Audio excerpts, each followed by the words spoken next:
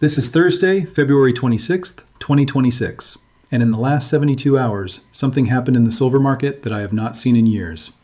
JP Morgan, the single largest financial institution in the United States, just pulled 33 million ounces of physical silver out of the COMEX registered vaults. 33 million ounces. Gone. Removed. In 3 days. And at the exact same moment that happened, China, the world's largest silver producer, quietly slashed its export quota by 40%. The paper price of silver dropped 6.2% this week. 6.2%. More than $3 per ounce wiped off the board in a matter of days. If you are watching this right now and you are scared, confused, or thinking about selling, I need you to stop. Take a breath and watch this entire video, because what I am about to show you does not make any sense. The numbers do not add up. The story the market is telling you is not the real story. Here is what is actually happening. COMEX registered silver inventories just fell to 97 million ounces, the lowest level recorded since November of 2021. The Perth Mint in Australia issued a formal notice this week stating delivery delays of up to 14 weeks on silver products. Kitco and APMEX, two of the largest retail silver dealers in North America, are currently showing premiums of 22 to 28% over spot price on 1-ounce silver eagles. 22 to 28%. Let me say that again so it sinks in. The paper price just crashed 6.2%, and the premium you have to pay to actually hold the metal in your hand went up to 28%.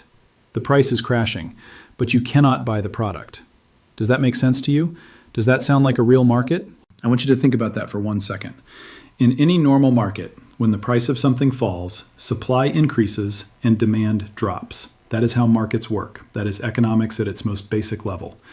But right now, the price of silver is falling on paper, while dealers are running out of stock, mints are reporting 14-week delays, and the largest bank in America is physically removing tens of millions of ounces from the exchange. Something is very wrong. And by the end of this video, you will understand exactly what it is. My name is not important right now. What is important is what I am about to show you. If this is your first time here, stay until the end, because this is the kind of analysis you will not find anywhere else. And if you find value in this, hit that subscribe button, because what we are about to walk through together is going to change the way you see this market forever. A few days ago, I made a video. In that video, I told you that COMEX inventories were under stress, that the ratio of paper silver contracts to physical silver backing those contracts had climbed to dangerous levels, and that we were approaching a pressure point. I told you that premiums were beginning to diverge from spot price in a way that historically has preceded major upward moves. I told you to watch JP Morgan's vault movements very carefully. And I told you that China's role in the silver supply chain was being underestimated by almost every analyst in the Western financial media. I was right. But here's what I did not expect. I did not expect the drawdown to happen this fast. I did not expect JP Morgan to move 33 million ounces in a single week. I did not expect China to announce the export restriction at the exact same moment. I did not expect the Perth Mint, one of the most reliable sovereign mints on the planet, to openly publish a 14-week delay notice. And I did not expect the retail premium spread to blow out to 28% while mainstream financial media was running headlines about silver's weakness. All four of those things happening simultaneously. That is what we need to talk about. Let me explain how the silver market actually works, because most people do not understand this, and that misunderstanding is costing them money right now. There are essentially two silver markets operating at the same time, and they almost never agree with each other. The first market is the paper market. This is the COMEX Futures Exchange in New York, the LBMA in London, and every ETF and derivative contract that is tied to the silver price. This market trades hundreds of millions of ounces of silver every single day. But here is the critical detail that almost nobody talks about. The vast majority of those contracts are never settled in physical metal. They are opened, traded, and closed as financial instruments. Nobody takes delivery. Nobody moves metal. It is a giant pricing machine that operates almost entirely on paper. The second market is the physical market. This is where the Perth Mint, the Royal Canadian Mint, the US Mint, the refineries in Switzerland, the dealers in Hong Kong, Tokyo, and Dubai actually produce and sell real, tangible silver that you can hold in your hand. This market is infinitely smaller than the paper market. And right now, these two markets are telling completely opposite stories. Here's what you need to understand about why that gap matters so much. The paper market is like a giant poker game where 100 players are sitting at a table with chips that represent gold bars locked in a vault. The chips get traded, bluffed over, bet on, and shuffled around all day long. But there are only 3 actual gold bars in the vault. As long as nobody calls the bluff and asks to take their gold bar home, the game continues. The moment people start asking for the real thing, that is when the entire table collapses. That is exactly what is happening right now in silver. People are calling for delivery. And the vault is coming up short. Pay very close attention to what I am about to walk you through, because every single piece of evidence I am going to present to you comes from official public data, institutional notices, and documented market actions. This is not speculation. This is not a theory. This is what the numbers actually show. Let us start with JP Morgan. Between February 19th and February 25th of this week, JP Morgan Chase removed 33.1 million ounces of silver from the COMEX registered category. The registered category is the silver that is specifically designated and available to settle futures contracts. It is the real, physical silver that is supposed to back the paper game. When a bank moves metal out of registered, they are effectively saying, this silver is no longer available to settle contracts. It has been removed from the exchange. JP Morgan now holds more silver in its eligible vaults, meaning silver they own personally, than any other institution on earth. Let that sink in. The bank that has historically been the largest short seller of silver futures is simultaneously the largest holder of physical silver. One hand is selling the paper price down. The other hand is scooping up every ounce of real metal it can find. Does that make sense to you? Now let us go to China. On February 22, 2026, the Chinese Ministry of Commerce revised its silver export allocation for the first quarter, cutting approved export volumes by 40% compared to the same period in 2025. China produces approximately 14% of the world's newly mined silver every year. It is also the world's largest consumer of silver for industrial applications, solar panels, semiconductors, electric vehicle components.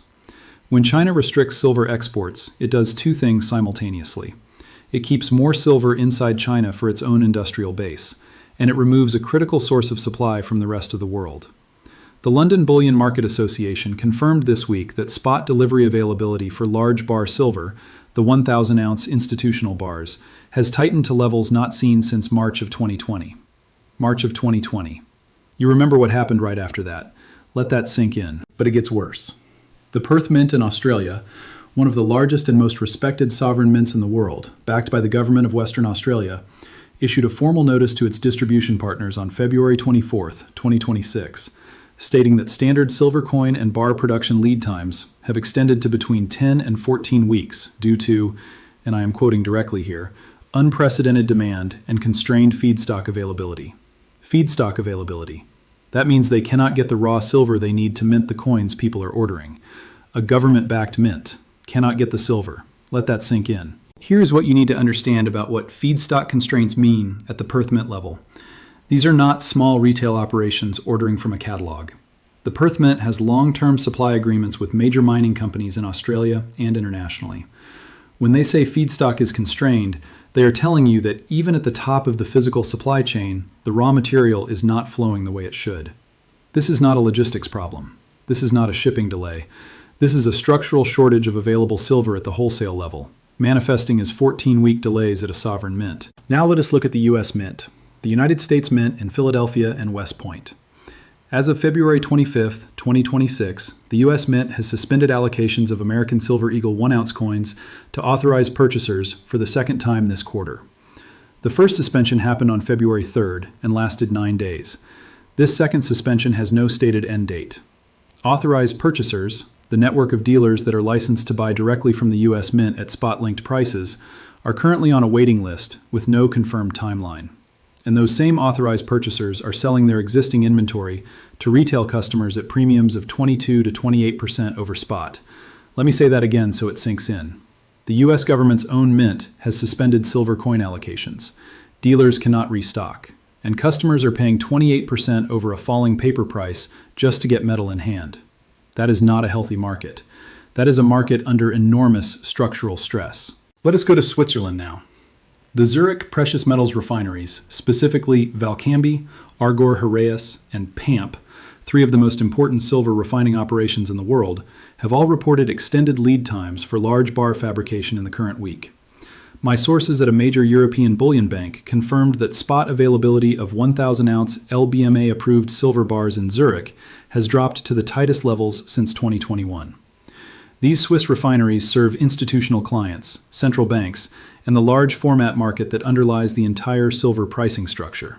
When they slow down, everything downstream slows down, and right now, they are slowing down. That is not coincidence, that is data. Now let us look at the COMEX itself.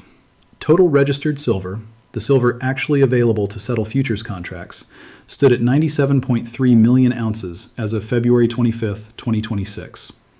The total open interest in COMEX silver futures as of the same date represents approximately 892 million ounces of paper silver. Let me help you with that math.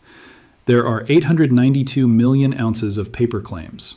There are 97 million ounces of real silver. That is a ratio of approximately 9.2 to 1.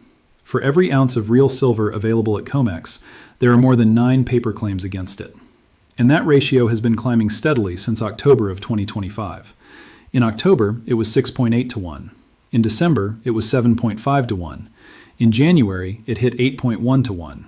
And now, in the final week of February, it is at 9.2 to 1. The trend is not subtle. It is accelerating. That is a pressure signal. That is a panic signal. When you see that ratio climbing while physical supply is simultaneously falling, you are watching a coil tighten. And at some point, coils snap. Now let me tell you who is doing what, because this is perhaps the most important part of this entire video. Pay very close attention to the geographic pattern here. American financial institutions, JP Morgan, Citigroup, Goldman Sachs, have been net short silver on the COMEX futures market for the better part of the last 18 months. Net short means they are betting, on paper, that the price goes down. And in the short term, they have the power to make it go down, because they control enormous amounts of leverage in the paper market. Between November 2025 and today, the 4 largest U.S. commercial banks increased their collective net short position in COMEX silver by approximately 240 million ounces of paper equivalent. 240 million ounces of additional downward paper pressure added to the market in 3 months. Meanwhile, look at what the other side of the world is doing. The Shanghai Futures Exchange silver stockpiles have been rising. Chinese industrial buyers have been locking in long-term supply contracts at current prices. The People's Bank of China has been quietly accumulating silver alongside gold in its Strategic Reserves Program, according to data published by the World Silver Survey preliminary release on February 18, 2026. Indian imports of silver, India being the world's largest consumer of silver for jewelry and investment, hit a 5-year high in January of 2026, with 1,847 metric tons imported in a single month. 1,847 metric tons in 1 month. American institutions are shorting paper silver and driving the price down. Meanwhile, China, India, and institutional buyers across Asia are taking the physical metal off the market at those artificially low prices. One side is playing a video game. The other side is taking home the prize. This is not new. This has been the pattern for as long as I can remember. But right now, the scale of it is extraordinary. Let me show you the technical indicators now, because the data underneath the price is telling a story that almost nobody in the mainstream is talking about. Silver lease rates, the rate at which physical silver can be borrowed in the institutional market, have spiked to 4.7% annualized for 1-month silver as of this week. To give you context, silver lease rates are normally in the range of 0.5 to 1.5%. They spiked to around 3% briefly during the Reddit-driven squeeze attempt in February 2021. They are currently at 4.7%. That is a panic signal. When lease rates spike like this, it means institutions that need physical silver to settle their obligations cannot find it easily. They are having to pay a significant premium to borrow metal. And when borrowing costs are high, that means the metal is genuinely scarce at the institutional level, not just the retail level. The vault data confirms this. HSBC, one of the 2 primary custodians for the iShares Silver Trust, the largest silver ETF in the world, has seen a net outflow of 48 million ounces from its vaults in the last 45 days. That silver went somewhere. It did not evaporate.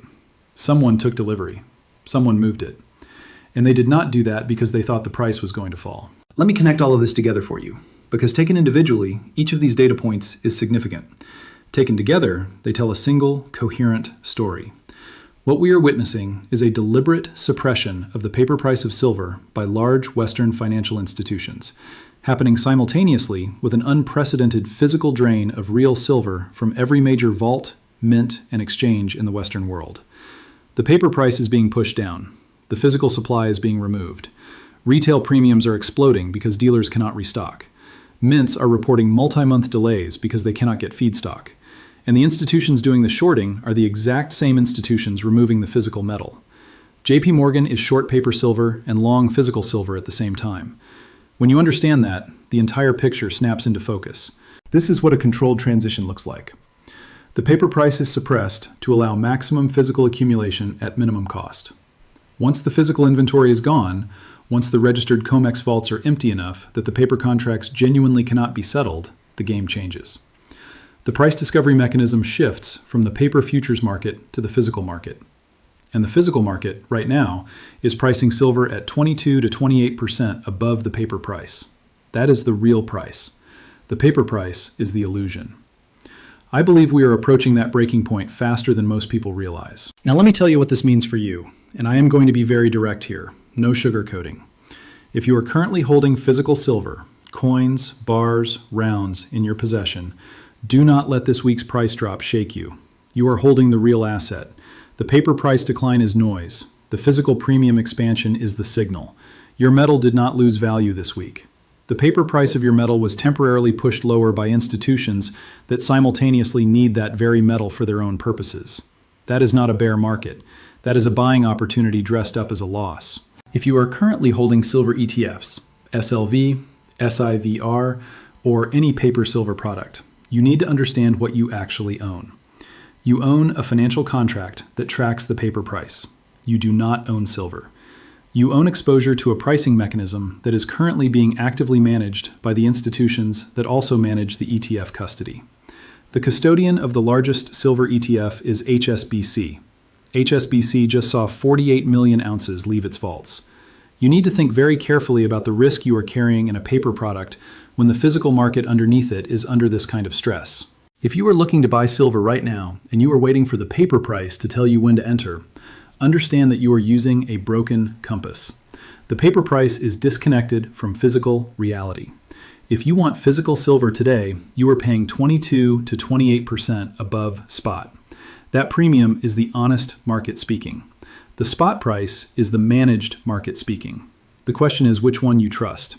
I know which one I trust. Some people will say this is conspiracy theory. To those people, I say look at the evidence. JP Morgan removed 33 million ounces from COMEX registered in 1 week. That is public COMEX data. China cut silver export quotas by 40%. That is official Chinese Ministry of Commerce data. The Perth Mint issued a 14-week delay notice. That is a public document on their website. The U.S. Mint suspended Silver Eagle allocations. That is confirmed by authorized purchaser networks across the country. COMEX registered inventory hit 97 million ounces against 892 million in open interest. That is the COMEX public warehouse report. Silver lease rates hit 4.7%. That is LBMA published data. HSBC vaults saw 48 million ounces depart in 45 days. That is ETF holdings data. Indian silver imports hit 1,847 metric tons in January. That is Indian customs data. That is not conspiracy. That is data. That is facts. That is reality. Let me show you the bigger picture now, because what is happening today did not start today. 5 years ago, in early 2021, we saw the first serious stress test of this two-market system. A large group of retail investors coordinated to buy physical silver and push the price up by forcing delivery on futures contracts. The paper price spiked to nearly $30 an ounce in a matter of days. Premiums went to 40%. The U.S. Mint sold out in 72 hours. And then the system pushed back. Trading restrictions were quietly applied. New contracts were settled in cash. The price was forced back down. The retail buyers who bought at the top lost money. The institutions that sold them paper at $30 and then took back physical at $22 won. That cycle played out in about 3 weeks. But here's what did not go back to normal after that: the structural deficit. The above-ground investment-grade silver supply has not recovered. In fact, the Silver Institute published data in its 2025 World Silver Survey showing that physical silver demand exceeded mine supply for the 4th consecutive year in 2025. 4 years in a row. The deficit for 2025 was estimated at 182 million ounces. 182 million ounces of demand that could not be satisfied by new mine production.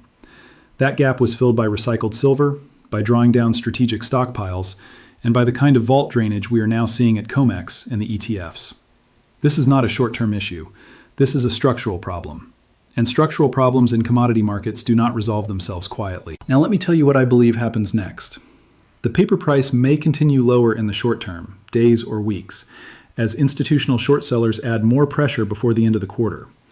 March 31st is the next major futures contract rollover date, and historically, the banks apply maximum downward pressure in the 2 to 3 weeks before a major rollover. That is the play. Push the price down, roll the contracts, force weak hands to sell, then prepare for the reversal. The question is whether this rollover cycle will behave like the ones before it. I believe it will not. Because in every previous cycle, the institutions were drawing on a physical buffer that made the game sustainable. Right now, that buffer is the thinnest it has been since 2020. COMEX at 97 million ounces, lease rates at 4.7%, mints on delay, China restricting exports. There is no margin for error left in this system. When the rollover comes and the shorts need to either settle or roll again, the cost of rolling is going to be significantly higher than it has been. And at some point, a contract holder is going to demand delivery instead of rolling. When enough of them do that simultaneously, and I believe that moment is getting very close, the registered inventory disappears, the paper price disconnects violently from the paper short position, and silver reprices to reflect actual physical scarcity. I am not saying 2021 will repeat exactly, but the fundamental dynamic is the same. The question is not if, the question is when. There are 3 types of people watching this video right now. The first type is scared. They saw silver drop 6.2% this week, they are looking at red numbers on their portfolio, and they are wondering if they made a mistake. If that is you, I want you to hold on through the next few minutes, because fear is exactly what this price action is designed to create. The second type is confused. They understand that something does not add up. The price is going down, but premiums are going up. The vaults are emptying, but the price says there is no shortage, and they do not know which signal to trust. If that is you, I hope this video has given you the framework to make sense of the contradiction.